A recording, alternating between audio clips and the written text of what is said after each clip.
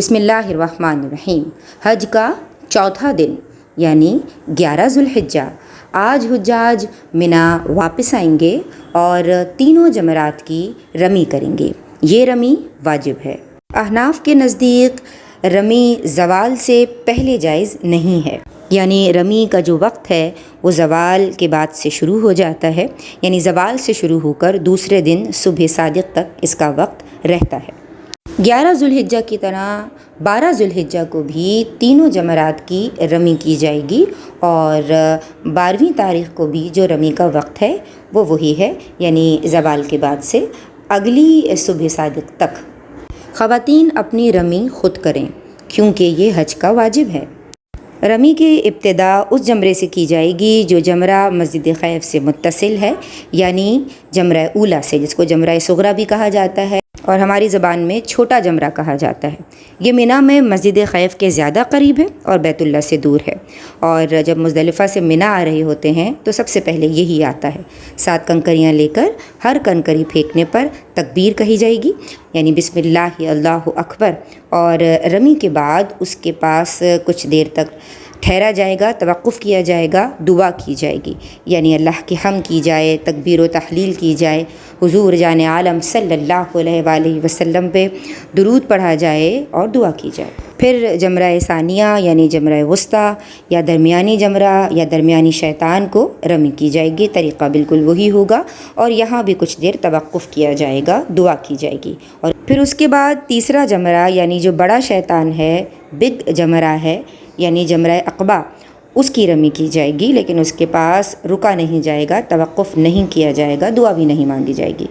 بنیادی طور پہ جمرات یا جمار منا کے 3 مشہور کھمبے ہیں، ستون ہیں، دیواریں ہیں کہ جن پہ کنکریاں ماری جاتی ہیں۔ کوشش یہ کی جائے جناب کہ کنکری ایسے ماری جائے کہ اس دیوار کو لگے، اور اگر دیوار کو نہیں لگتی تو کم از کم اس باؤنڈری وال کے اندر ضرور گرے۔ 11 اور 12 ذوالحجۃ الحرام کو منا میں گزارنا سنت ہے۔ اگر کوئی 12 ذوالحجہ کو رمی کے بعد مکہ مکرمہ جانا چاہے تو جانے کی اجازت ہے۔ 13 ذوالحجہ کو اگر صبح صادق سے قبل منا سے نکل جائے تو 13 کی رمی لازم نہیں، ورنہ 13 کو بھی تینوں شیطانوں کی رمی کی جائے گی، اور پھر آخر میں طواف وداع یا طواف رخصت کیا جائے گا۔ میقات کے باہر سے آنے والے حجاج کے لیے طواف رخصت واجب ہوتا ہے، اگر ترک کریں گے تو دم لازم آئے گا۔ اگر کوئی بہن حالت حیض میں ہے اور فلائٹ بھی طے ہے تو بغیر طواف کے بھی جا سکتی ہے، شریعت کی جانب سے رخصت موجود ہے، کوئی دم لازم نہ ہوگا۔ اور اب حج کے چوتھے اور 5ویں دن یعنی 11 اور 12 ذوالحجہ کے تعلق سے استاذہ عالمہ نصرت فاطمہ باجی نے جو لیکچر ریکارڈ کروایا ہے اس کا آخری پارٹ ملاحظہ کرتے ہیں۔ آپ بانی و سرپرست ہیں الہادی اسلامک اکیڈمی کی۔ حج کا چوتھا اور 5واں دن کہاں گزاریں گے؟ 11 اور 12 ذوالحج ہے۔ یہ حج کا چوتھا اور 5واں دن 11 اور 12 ذوالحج ہے۔ کہاں رہنا ہے؟ منا میں رہنا ہے۔ کرنا کیا ہے کہ ظہر کے بعد دونوں دنوں میں ظہر کے بعد تینوں شیطانوں کو کنکریاں مارنی ہے، پہلے چھوٹے شیطان کو، پھر درمیانے شیطان کو اور پھر بڑے شیطان کو، تینوں کو 7 کنکریاں مارنی ہے۔ بسم اللہ اللہ اکبر کہہ کے مارنی ہے۔ عورت بھی خود جا کر شیطان کو کنکری مارے گی، وہ اپنے کنکری مارنے کے لیے کسی کو نائب نہیں بنا سکتی، بغیر کسی وجہ کے کنکریاں مارنے کو ترک بھی نہیں کر سکتی۔ کوئی رش نہیں ہوتا، جب جائے گی تو اسی رش کے ہجوم میں خود بھی شامل ہو کر اپنا فعل کر لے گی اور اللہ کی طرف سے اجر پائے گی، کیونکہ شیطان کو کنکریاں مارنے پر جب اللہ کے نبی صلی اللہ علیہ وسلم سے اجر و ثواب پوچھا گیا تو آپ نے فرمایا یہ قیامت کے دن کے لیے تمہارے لیے ذخیرہ ہوگی۔ تو اس کی بڑی فضیلت ہے، خود اس کو انجام دے، خود اس فعل کو کرے کہ شیطان کو کنکریاں خود مارے۔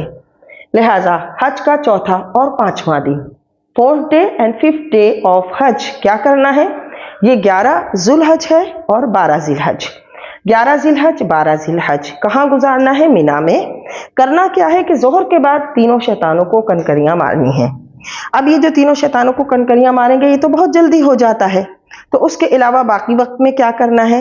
خواتین ہجوم لگا لیتی ہیں، باتیں شروع کر دیتی ہیں اور اپنے سسرال اور میکے کے قصے ایک دوسرے سے بیان کرتی ہیں، حالانکہ قرآن یہ کہتا ہے کہ جب تم حج کے افعال کر لو تو خوب اللہ کے ذکر کی کثرت کرو، اللہ کا ذکر خوب خوب کرو۔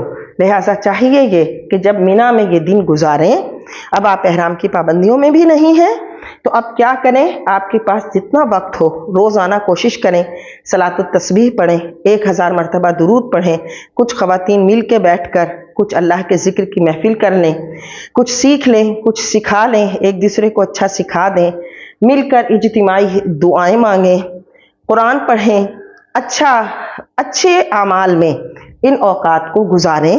ایک دوسرے سے دوستیاں کرنے، بار بار ویڈیو کال ملا کر گھر والوں سے رابطہ کرنے کے بجائے اس وقت کو اللہ کے ذکر میں کثرت سے گزاریں۔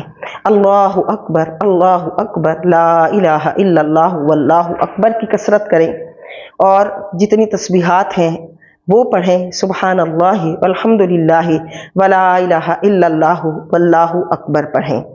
تو مینا میں فضول باتیں نہیں کرنی، 11 ذی الحج بھی مینا میں گزارنا ہے، 12 ذی الحج بھی مینا میں گزارنا ہے، دونوں دن مینا میں ٹھہرنا ہے، رات بھی مینا میں ہی رہنی ہے، نمازوں کے اوقات میں نمازیں پڑھنی ہیں، درود پاک پڑھنا ہے، صلاۃ التسبیح پڑھنی ہے، ذکر اذکار کی کثرت کرنی ہے، تینوں شیطانوں کو کنکریاں مارنی ہے، اور پھر 12 ذی الحج کو تینوں شیطانوں کو کنکریاں مار کر مینا چھوڑ دینا ہے، اور اپنی رہائش گاہ پر وہ مکہ میں ہو یا عزیزیہ میں واپس آ جانا ہے۔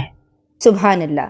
طواف رخصت کیجیے، اور اب بارگاہ رسالت مآب صلی اللہ تعالی علیہ وآلہ وسلم میں بادب حاضری کا وقت ہے، اگر پہلے حاضری نہیں دی ہے۔ حاجیوں آؤ، شہنشاہ کا روضہ دیکھو، کعبہ تو دیکھ چکے، کعبے کا کعبہ دیکھو۔ حاجیوں آؤ، شہنشاہ کا روضہ دیکھو، کعبہ تو دیکھ چکے، کعبے کا کعبہ دیکھو، کعبہ تو دیکھ چکے، کعبے کا کعبہ دیکھو۔ حاجیوں آؤ، شہنشاہ کا روضہ دیکھو، کعبہ تو دیکھ چکے، کعبے کا کعبہ دیکھو۔